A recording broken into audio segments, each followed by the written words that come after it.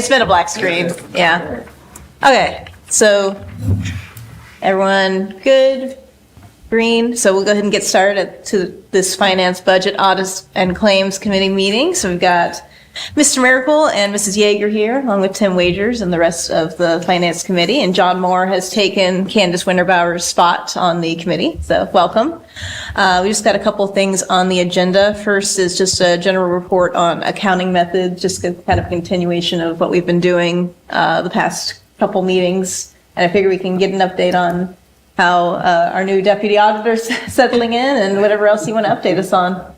Well, we've got a list here, if it's okay. Yeah, please. Just several things we'd like to let the committee know what we're working on right now. One of the primary things that we're working on the financial statement preparation. As you may know, is due by the end of May, so May the 30th. That sounds like a long time off, but it's not. Mary is working on that.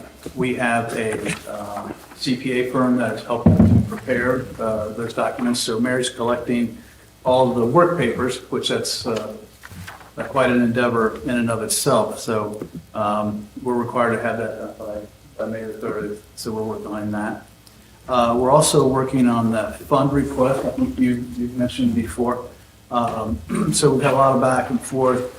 As you know, Norwood Community Television is asking for a funding increase. So we're working on that. We're also working with Anna Mary from the auditor's office as well. Anything you want to share with that? We're still kind of waiting on Anna Mary. We got Mary and Anna Mary now. So. No particular update other than I emailed back to get a little bit more information. I had emailed everyone on the finance committee the link because it was too big. I don't know if you've had a chance to look at it. It's a pretty big document, but it only had expenses and income for 23-24, 24-25, and then 25-26. So I requested a balance sheet to try to get some more financial information. And within the report, they said they were pursuing other avenues, and so I just requested that because $20,000 is coming from the school, so they're asking us for $40,000. So I wasn't sure like what other avenues that they were looking into. Okay. So I'm waiting on a response on that. And one of the as you know, with the report on accounting methods is the policies and procedures. So we have three updates here. One of which is we're working on record retention. We're required by Ohio Revised Code to have a record retention policy, which we've been working on thanks to Mr. Wagers. He's been assisting us with that. Thank you very much, Tim. And so we have a Records Retention Commission. So that's Noah, Howard, Tim Gary, Mary is on that committee now, and also Andy Conlon. So there's four. So what we'd like to do is to, from the auditor standpoint, is to establish the records retention policy. So basically, if you guys have ever been upstairs, I'll give you the nickel tour. There's some records there that need to be moved on. So there's time periods and things like that we need to establish. So what we're doing with this, in fact, the first meeting is next Monday, the 31st.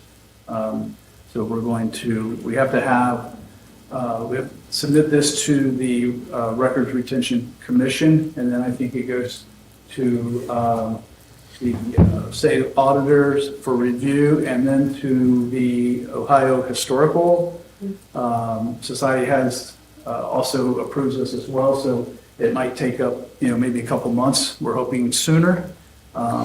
So that's what we're doing there. Something that we obviously need to do and stay on top of that, not only from the auditor's office, but citywide as well. So But that is a requirement by Ohio Revised Code. Also, something that we're working on, which Mary took a 3-hour That public records training. the other day. Riveting. So, yeah, thank you for doing it. So we do get requests for public records, right?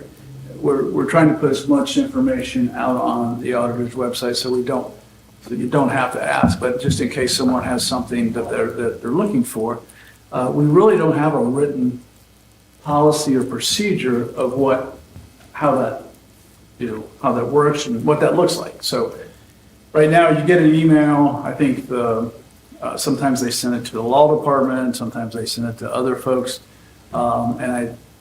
Our understanding is that kind of Angela is the point person for that.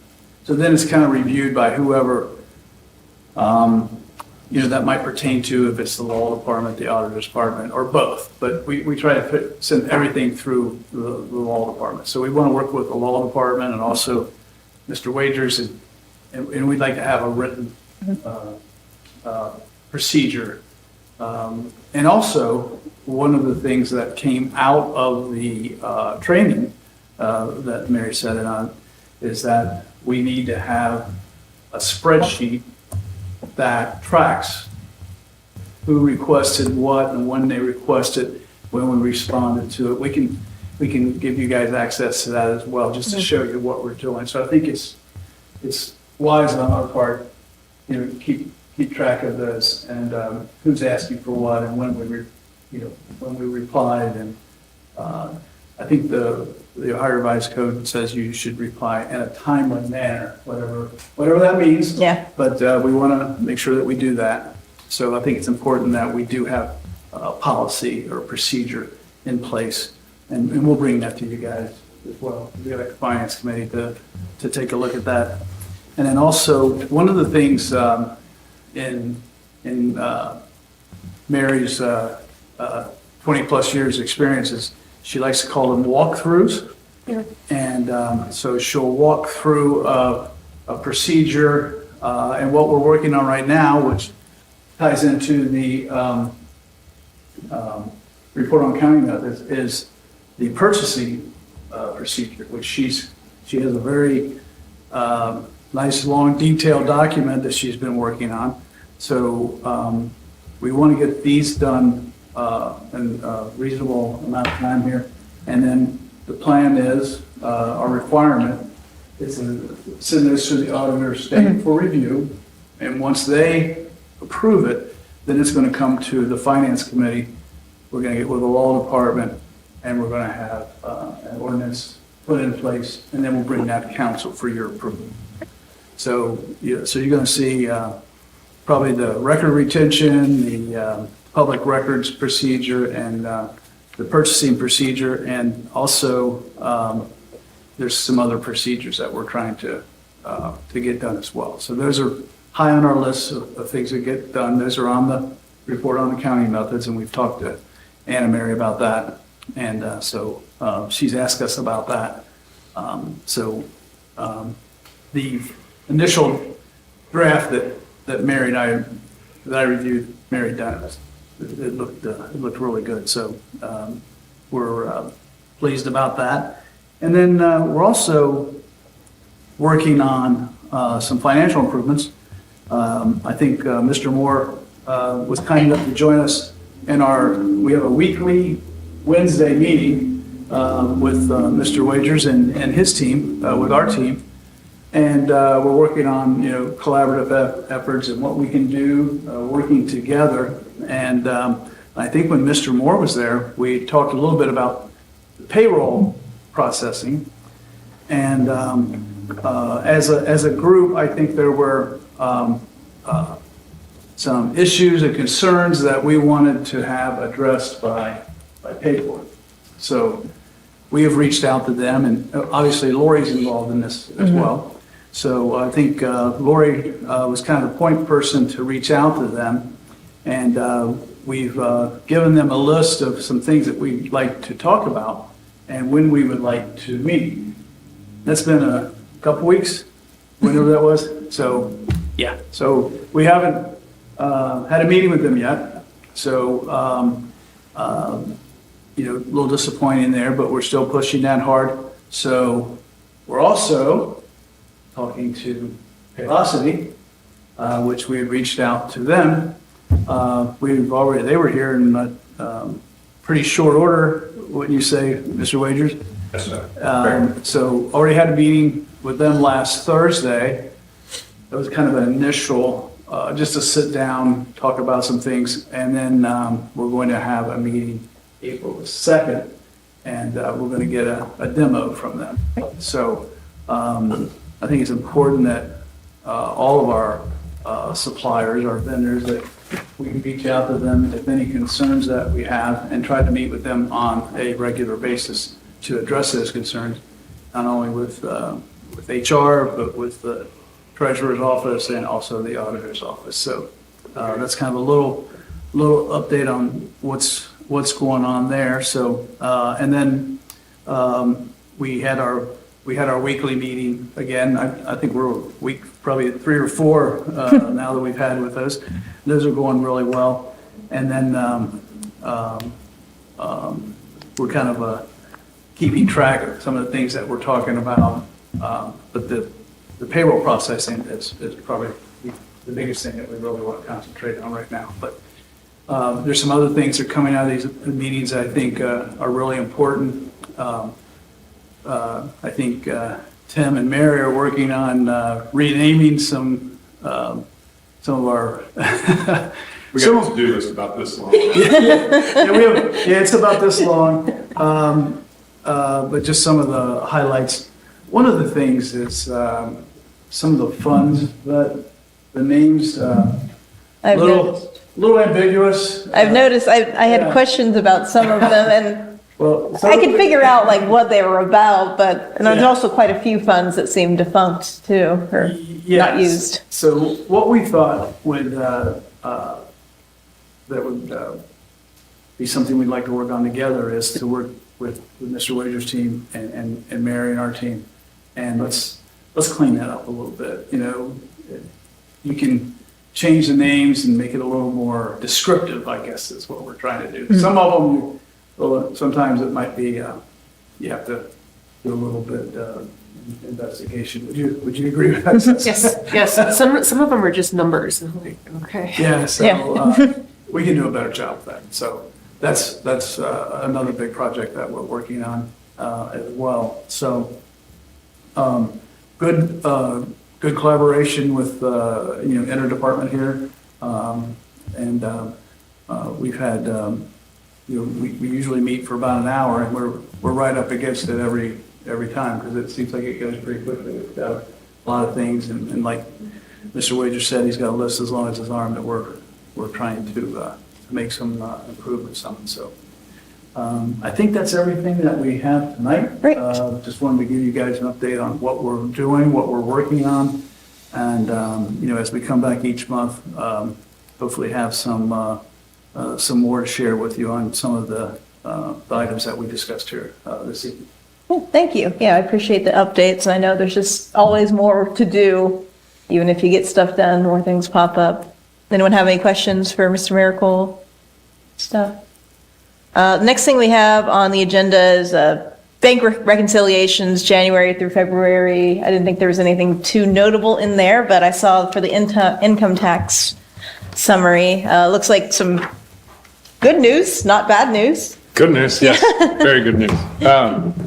I will get you guys the information on the reconciliations. That's my fault. I'm behind, so I have some transition, some turnover. So we are a little behind. So to replace that, at least give us some content. I brought you the income tax summary. It is pushed out until the 31st. So that takes us, if you're looking at the 2024 totals there, it's actually pushed out to the end of March. So the percentage increases that you see on the far right-hand side, the March one specifically still has another Right, so it's a conservative to estimate, increase. yeah. Yes, so it's definitely going to go up. I'm not exactly sure how much yet. It's not to kind of toot our horn too much. These could be some early tax filers, some stuff like that. There's a number of changes, so we won't really know until kind of like at the end of tax season how we've really compared versus last year. It's just a couple of days that could potentially change whether or not we've received it this month or last. But the numbers do look good. We're up a pretty significant amount on the year so far, so that excites us. We do have candidates. They will be Good. interviewed later this week and early next week. So, Ms. Sombeck, the new HR director, has helped out greatly with that. So we hope to have 2 new individuals in the office here shortly. That'll be a new treasury clerk as well as an additional tax clerk. And then perhaps next month, we will have 1 more hire once the FRP goes into place. So we have a list. There was a new civil service exam put out. So far, everybody that has taken the exam has passed. We've had quite a few that have finished greater than 90%.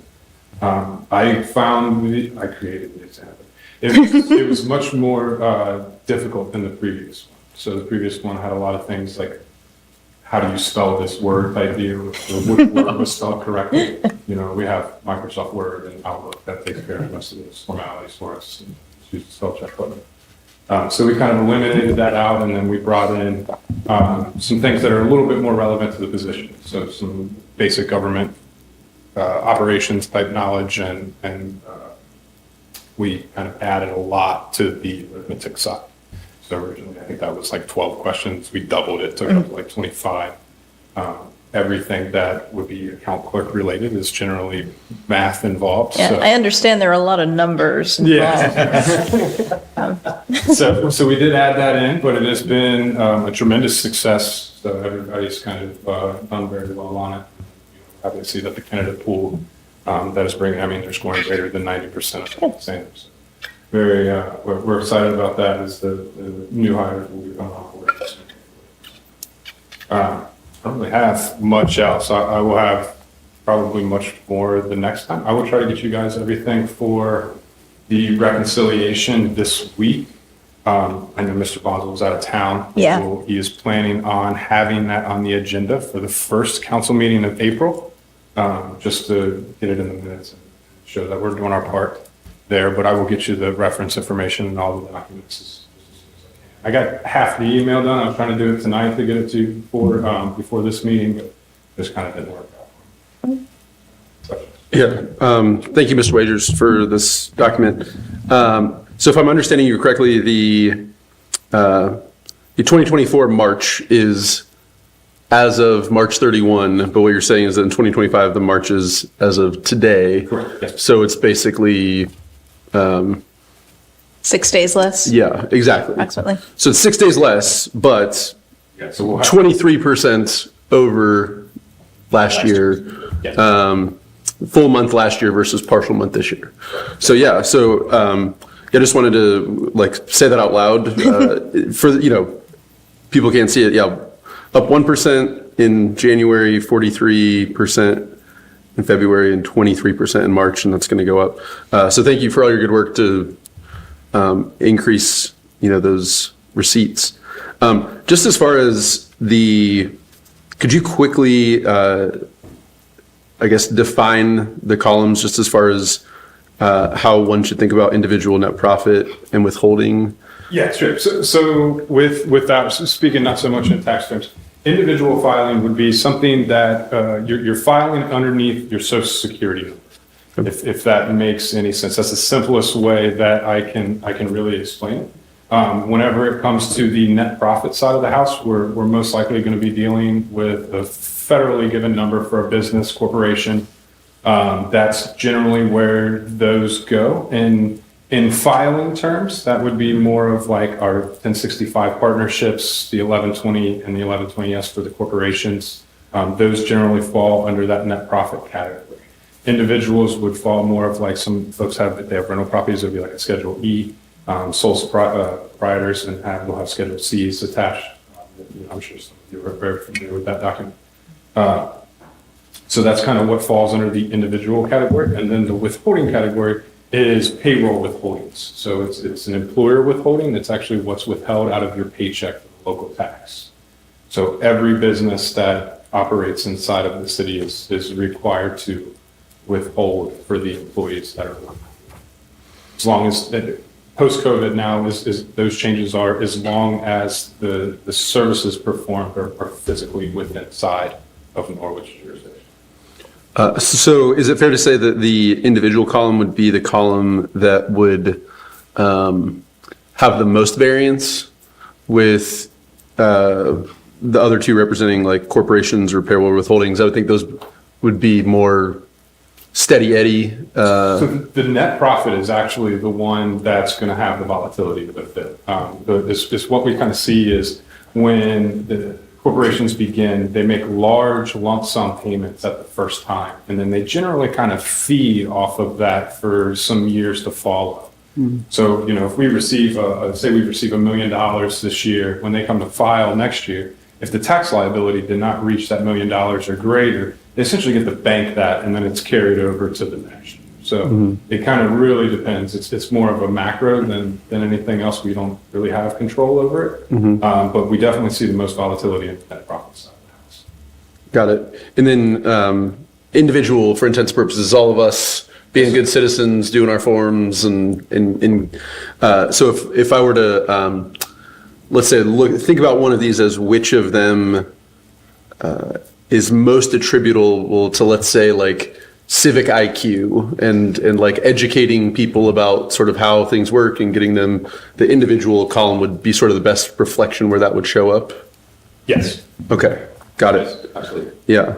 And part of sussing this out, I think, is just one, I'm the new guy, so. Well, a lot of that, you're spot on the money. So a Yeah. lot of the net profit side and to the right with the employer withholdings, generally is what we see is that's done by professionals. That's what I was getting at, CPA yeah. Firms, accountants, stuff like that. They handle that. Sometimes the numbers are much larger. Filing some of the more of the partnership or corporation forms are a little bit more complex than what some may think. So yes, the education portion would definitely benefit the individual side. If I'm right, just to kind of go back a little bit to history, underneath this treasury or this treasurer's administration, one of the things you guys have done is reached out to businesses to make sure they're withholding for Norwood, not for Cincinnati. Correct. Yeah. Yes. Yeah. So done by complete accident. So there's some payroll companies, they're not so much familiar with Ohio, the way Ohio works, and then Norwood gets that pleasure of just being almost, completely encompassed by Cincinnati. So even there's some third-party payroll processors that whenever they put in the 45212 zip code, it just registered as Cincinnati. So we're having some changes right now for Factory 52. So there's a website that is linked off of the Ohio Department of Taxation's website that I guess people utilize it quite often to find out what tax and jurisdiction they actually fall in. And it has Factory 52 as being Cincinnati. So we've sent some emails asking for that to be corrected. But we do receive some questions and stuff like that from residents when they go to research who or where they should file it to. Yeah. And just, I think, let's say this category of like an engaged populace, if you will, your sort of overall percent up is 18%, but it's actually a little over 19 if you just look at that individual one. You know what I mean? So I think I guess, one, I find that interesting, but two, if I correlate that with, my personal experience interacting with folks in your office and how helpful they are and all that kind of stuff, I think, at least in my mind, some of that comes through in the sense of, your office doing good work, being approachable, helpful, et cetera. And you see that being, up over 19% in those individual in Q1. So yeah, so we're kind of in the thick of things right now. I know folks get a little upset at us if we can't, respond immediately or whatever. I get it. We live in like the age of instant gratification. However, right now there's three of us. There's three of us. There's, we expect roughly, 15,000 tax filings to come in this year. And that does not include what our normal monthly transactions are. I know when people think of the tax department, they think of like tax day, what do you guys do the rest of the year? But, those employer withholdings, those are not done on an annual basis. We receive monthly and semi-monthly transactions to the tune of about 2,000 or 3,000 transactions a month. It really just kind of depends. So we see those major spikes at the end of the quarter whenever we start receiving the quarterly stuff as well. So we kind of have some thresholds and some standards. Generally, if your payment or your withholding is meant to be more than $300 a month, we ask for you to remit it monthly. Anything less than that, we don't mind if it comes in on a quarterly basis. But as far as so we've done some things to try to make it easier for our taxpayers. So we've brought in the e-file. We're working on the website. The website, it's not a good website, at least the tax department's page. So we're working on that. We're trying to have somebody come in to clean that up for us. We'd also like for it to kind of, it's not necessarily going to give rules and regulations, but identify what is actually taxable to the city versus what is not. That's something that I know it kind of confuses people. It makes them just maybe not confident in what they're trying to supply us. So, Norwood being statutory, we do not tax capital gains nor any retirement income. So we see a lot of this stuff come through, and a lot of people that are generally submitting their tax returns are honest. So they're claiming all of this stuff, but then it takes us extra time. So we do not charge folks for that. We do call, correct, send the check back, have a replacement made, for the proper tax liability that they actually owe. Eliminating their error in the filing. But we've also done some things for the seniors. We've tried to get them in a little easier, kind of get them out of the busyness of tax season, if you will. And then, I don't think there's any census data out yet, but, we do have some population increases. So we do kind of have to attribute some of those individual increases to that, with us adding the Factory 52 and some of the other larger apartment complexes. But as of we said, we still do need a little work on compliance. We're still trying to get the word out to everybody that, if you are a Norwood resident, you are required to file. That is regardless of a tax due. So 18 years and older are required to file every year. Like I said, regardless of tax due. So we're trying to make sure that we get that word out to where, people do know that. We still do get a lot where people are coming in and they're like, well, I had no idea that I was supposed to file, even though the mandatory filing has been in place for almost a decade. So, yeah. Just on that note,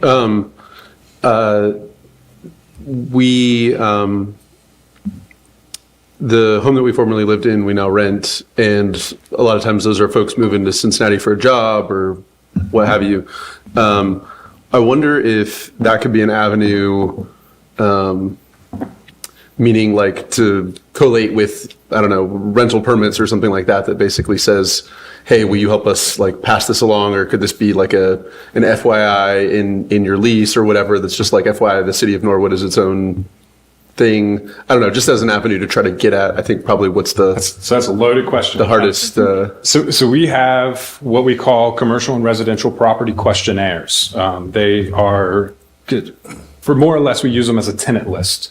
So Norwood's tax ordinance requires that landlords release the information of their tenants. It's in ordinance as to what information needs to be released. So we kind of use the Hamilton County Auditor's website as a place to find rental registrations, and then we can kind of identify which is rental properties, and then we try to send those questionnaires direct to the property owner. When the property owner fills that out, then we are able to bring that back and then add those people into our software. Okay. So it just, there's a means and there's a kind of a route to this compliance. It's with staffing and the amount of time that it takes, it's kind of rather hard to get it. It's not something that we can just do on a blanket. There are folks that do this stuff regularly as they're supposed to. So it's not, it's not to try to send anything out as to insult somebody thinking, that they're not doing their part. Yeah. It's just, sometimes it's easier to just send the blanket and rake in what we can, if you will. It sounds like you're already doing. We're trying. What was in my brain. So thank you for being. You send out postcards this year again? We will be, yes. Yeah. All right, any other questions for Mr. Yeah, Ragers? good questions, Mr. Moore, but the only thing I want to clarify is I don't believe that we do rental certificates. Just, that's the only thing that came out. Yeah, Correct. It's an unused practice. So we still have them. We just haven't done them in quite some time. I believe it's been the topic of conversation a couple of times. It was a failed practice, right? We at one time we were issuing those. Yeah. So whenever they were doing them, they were issuing them more it was a permit, but it required inspection, which it required a tremendous amount of work and a tremendous amount of staffing to be able to maintain that. So it was both. So it would have been the building department as well as the fire department, both doing inspections on it. And it wasn't cost efficient. Opportunity costs weren't there. And the tracking of it wasn't really worthwhile, seeing how the county was already doing the Right, majority of the work. and I guess that's what I was referring to, was the county's paperwork, not the city's, so. Yes, That was and what you alluded to. if you are a rental property owner inside of Norwood, it is your duty to file that rental registration with the county. If you do not, they can penalize you. And it's just added right into your property tax bill. That way, they won't have any trouble with you further on. All right, any other questions for Mr. Wagers? Awesome, thank you so much for coming. And Thank you. hopefully we have more good news in April. A 40% Absolutely. increase, 60% increase. We're always full of good news. Yeah. All right, next thing on the agenda is our request for claims. So, as we all know, it is pothole season. And every year, Mr. Moore, this is your first go-around, but every year around this time, a lot of requests for reimbursements come in for vehicles that have sustained damage as a result of some issue with the road. So in the past, we have gone through them one at a time to kind of just see if this is a reasonable request or not. However, as we as other people have said, and that what I've read in the news, City of Cincinnati, similar conditions as us, has also received 564 requests to reimburse and have reimbursed exactly 0 of them. According to the Ohio Revised Code, Section 2744.05, the claims are limited to circumstances where the city is proven to have had prior knowledge of the road condition and failed to act within a reasonable time. Both of those conditions must be met. Of course, how do you define reasonable is anyone's guess.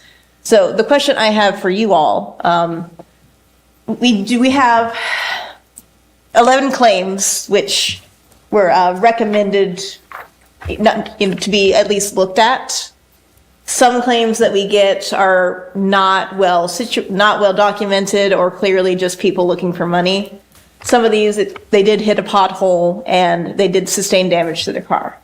But obviously, it is a lot of money for the city to do, and we need to ask ourselves what our statutory duty is and what we should do with these claims. So I wanted to know what you guys thought. You're welcome to look at this. And we don't have to make a decision tonight. It's just something that I know has been kind of weighing on my mind with all of the potholes. And from reading this article, I've got it up here. Actually, it came out last week. I was just thinking about that as we were going to be looking at these tonight. So I don't know if you had any first thoughts about what you think might be the best way. Should we continue to go through them? Obviously, we should consider every case, but how much is a reasonable time? Should we err on the side of not reimbursing versus reimbursing? Just didn't know what you guys thought, especially you, Mr. Moore, since this is all new to you. And for some of these especially, I would want to definitely check with Mr. Zimmerman to see when that repair took place, if that pothole just showed up that night and then someone hit it. Well, obviously, we didn't have time to do anything about that. So seeing when it was first reported, seeing how long it was in between that report versus someone hitting it and trying to figure out what a reasonable time is.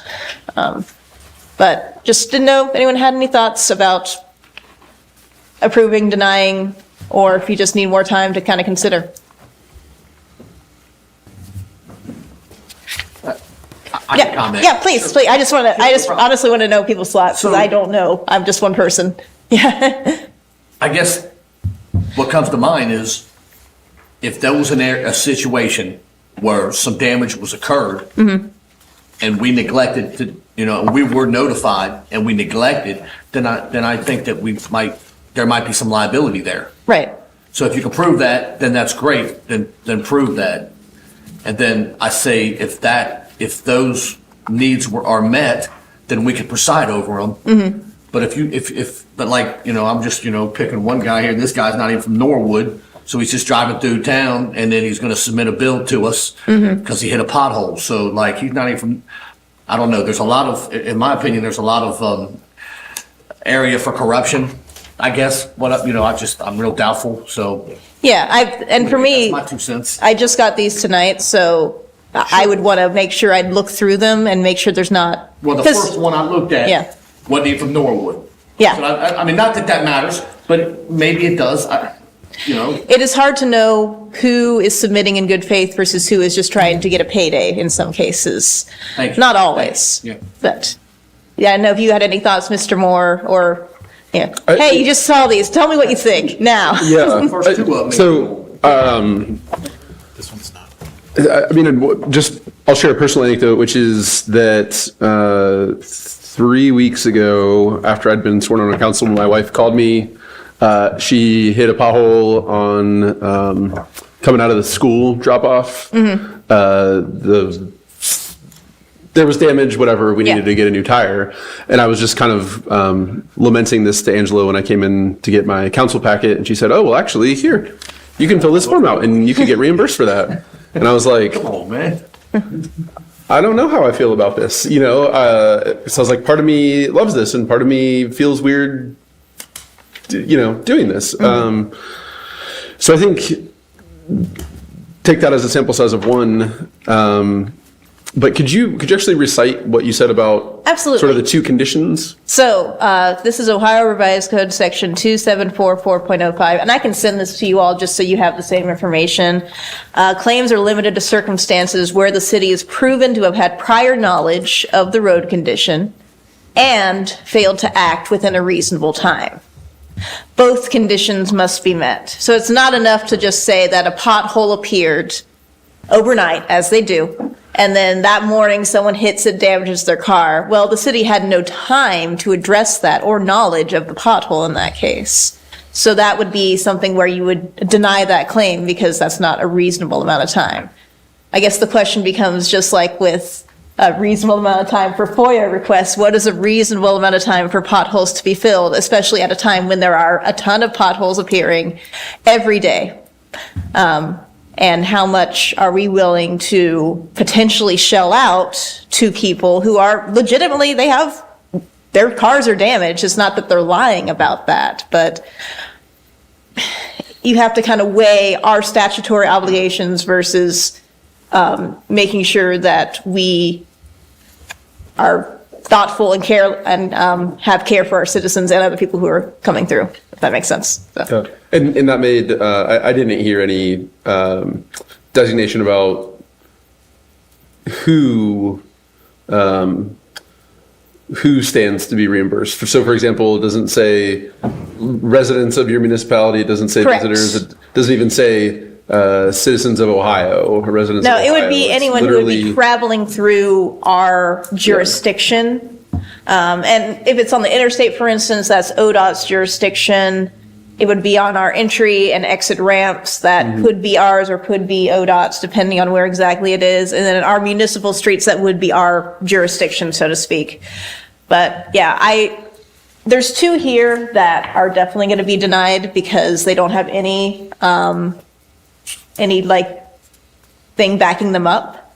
But I just wanted to see, maybe we don't have to approve or deny them tonight. If you want to take a look at the statutory requirements and just see what you think, we can talk about it next month. I'm sure we will have more that will have come in at that point. But I wanted to put it out there that Cincinnati, of the 500 some that they have gotten, they have reimbursed to 0 of them. So whatever decision we make is final. I think it's important to also consider the speed limit's 25. And I drive through all the time and I haven't ever popped a tire. Not that these people, I mean. Yeah, there's no way to there's plenty of prove reason. anything like that. Not saying they're doing anything wrong. Goodness knows there's plenty of large potholes out there outside of Norwood But too. if you're going the speed limit, some of these potholes aren't going to kill your tire. I think it's a good point. Yep. Good point there. They might not be lying that they got damage, but they could be lying where they got the damage. That's Yeah. my issue.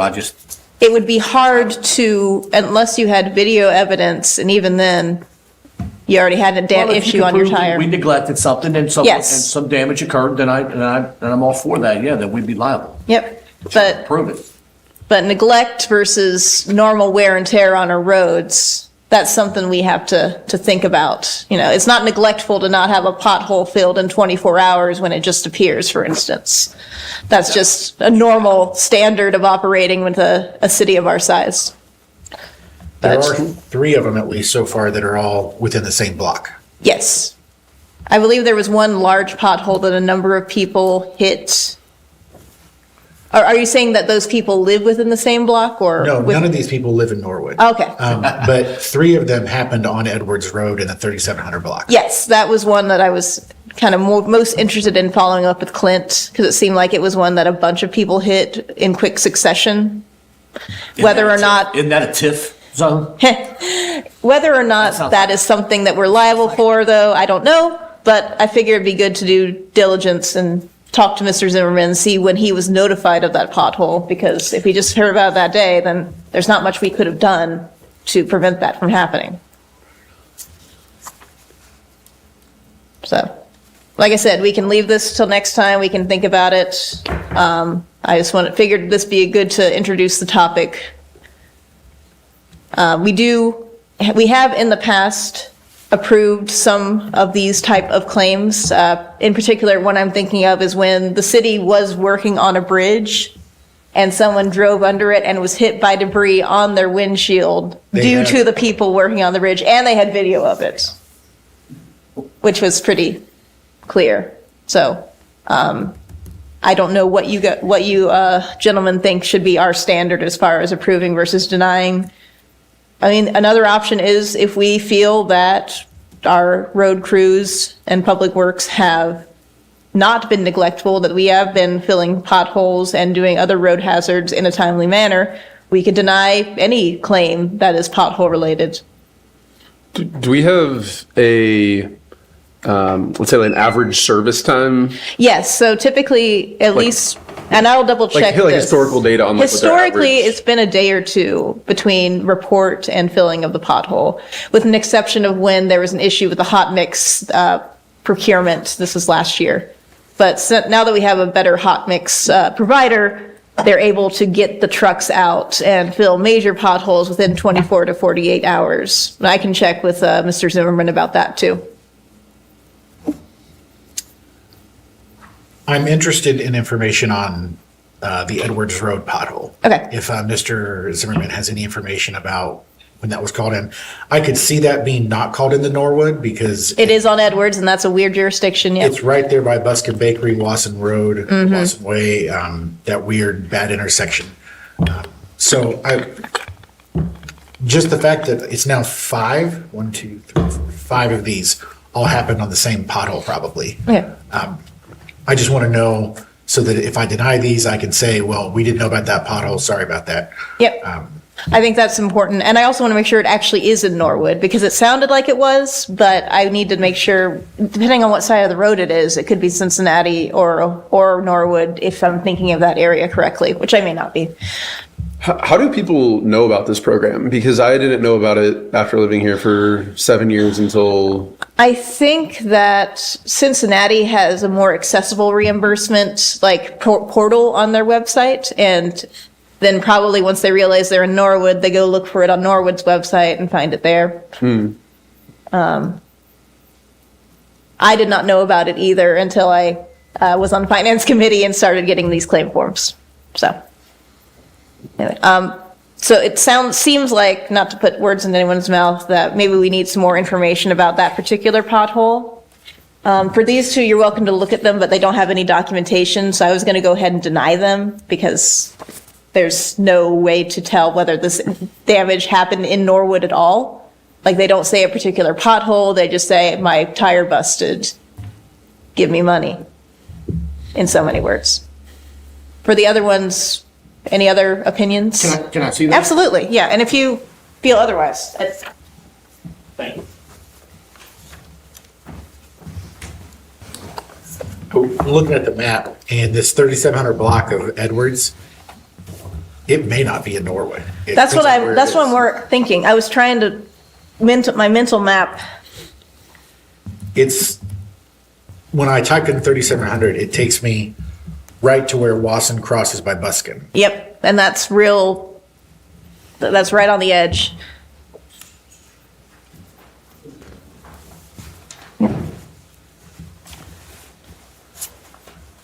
I take it back, there's only 4 of them. One was at a different Edwards intersection. Edwards got beat up this year. Right. So it is, but we don't have to approve or deny. Like I said, we can just say we're going to table this till our next committee meeting and come back with more information. Would that be something that you all would be okay with? And because that, I mean, I think for me at least, those two that Mr. Braden has are pretty strong denials in my opinion. But if you would like to look at them, I know we are somewhat time limited. I am totally fine with just tabling everything and waiting till next meeting so we have more time to do some research. I'm interested in these 4 cases. Okay. The others, I'm okay denying. Okay, Mr. Moore, you have any opinion? I don't. All right. What? Yeah, I think just with seeing them now, and it's tough to make a call. I don't know what your guys' historical sort of bar has been to I mean, approve or deny, and so I don't feel in a great place to. yeah, I make a know, call it's either just way. kind of like, hey, figure this out in 5 minutes now. Mr. Braden, do you have any opinion about? Well, the only thing that bothers me is that, just a quick deny, opens us up for litigate, like if they want to go and file a suit against the city, I would hate to be the cause of that. So that's the only thing wrong, the only thing that comes to mind. I feel like I'm not a lawyer, so if I was looking at these, I could probably make better assessments, but I'd hate to deny something and open us up for a lawsuit, but I also don't really believe in paying out for a flat tire. I think Mr. Gerton said it best. I've been driving through Norwood and I've never flattened a tire on a pothole in Norwood. So Me neither. I think that's pretty common. That's Yeah. pretty good common sense there, sir. And so. Well, there's one of these that the tire rim was bent. That one to me says they were going way faster than Right. 25 miles an hour. Right, yeah. All right. Okay, so I guess our opinion for the Edwards ones, let's table those for that pothole, because I do want to see if it's in Cincinnati, we can say we have no jurisdiction. For the other 2 that were no documentation, I'm fine denying, and then for the other ones that are not related to that Edwards pothole, would you all be fine denying those as well, or still wait on more information for those 2? I'm fine denying these. Okay, I'm fine with denying as well. One of them that is in the automatic-ish denial, he didn't even want to go through insurance, and we pay what the copay doesn't. or the- Yes, deductible. Yeah. Yeah, so that's something that's like, well, okay, I put a question mark on. okay, these on those that were not, okay. So if, I'm sorry, just Yeah. the other 5, I would just say to wait is my personal, you guys are ready to deny it right now, that's fine. Mm-hmm. I would just, I don't know, maybe wait okay, and review them later after we can kind of that is fine see with more me. info, but I'm also, I'm deferential if you guys want to deny them now. I would also like to hear from the, I guess, you make a good point. You hear from the Public Works to see if they were notified about any of these potholes and given time to fix them. Yep. That's a great point. All right. That, Mr. Moore. So with that, I think for procedural purposes, we'll just table these until next Finance Committee meeting, and I will seek more information. If I get anything from Mr. Zimmerman, I will forward it on to you all, so that you have that information too. And of course, if you'd like to look at these now or in the coming week or 2, we can, they'll be in the clerk's office, so you can take a look at them there at your convenience. All right, I know it's getting close to council time, so the last thing that we had is just other business. I didn't know if any of you had any other business you wanted to bring up. I guess I have maybe a continuation of Mr. Wager's report, sort of a question related to that. But I want to, if there's other business besides that, I don't want to use this time for that. Oh, please, go ahead, sir. Yeah, go ahead. Yeah, I guess, and this is maybe a joint question for Mr. Wagers and Ms. Yeager, Mr. Miracle. So with regard to this document, and let's call it the overperformance of collection relative to expectation, and maybe this is just kind of a general question, but how do you think about this in terms of like in sort of preparing for a year and then having like a surplus in this fashion, and sort of what ends up happening? Is that just end up being surplus money that gets saved or invested? Like, I guess if you could just kind of comment on. That's the mayor's budget. A little bit of both is the actual answer. Okay. So overages we're definitely investing. We try to only keep operation money on hand. The rest of it is spread between either Star Ohio and or Red Tree Investments to house this surplus there. Got it. It's probably important to realize that it's a moving document, like, Yeah. it's changing and. So like, there's still some every time day for it's- those numbers to come down too. I know we see some pretty significant increases for the first couple of months, but if there was a lot of early filers, and our April may look a little bit weak versus our March looking beefed up there. But ultimately, even if there's a surplus, we're still under the FRP, so there's still a procedure on how those revenues can be appropriated and when. All right. Thank you. Yes, sir. All right. The only other bit of business I had was just more of a question to you all. So I kind of took Candace's spot as finance chair since I had been finance chair pro tem. But I didn't know, Mr. Moore, if we had chatted briefly about if you would be interested in becoming finance chair instead, or maybe you, Mr. Gerton, either of you, or Mr. Braden, honestly. That we don't have to decide anything, but if you have any interest in that, just let me know, and I'd be happy to step down. Since I'm already chair of another committee, if someone else would like to chair this one, I am fine with it. So, no need to decide anything, though. Just putting that out there that I would not be offended at all. But thank you. I guess that is it. I think we'll call this Finance Committee meeting complete. Thank you. Thank you.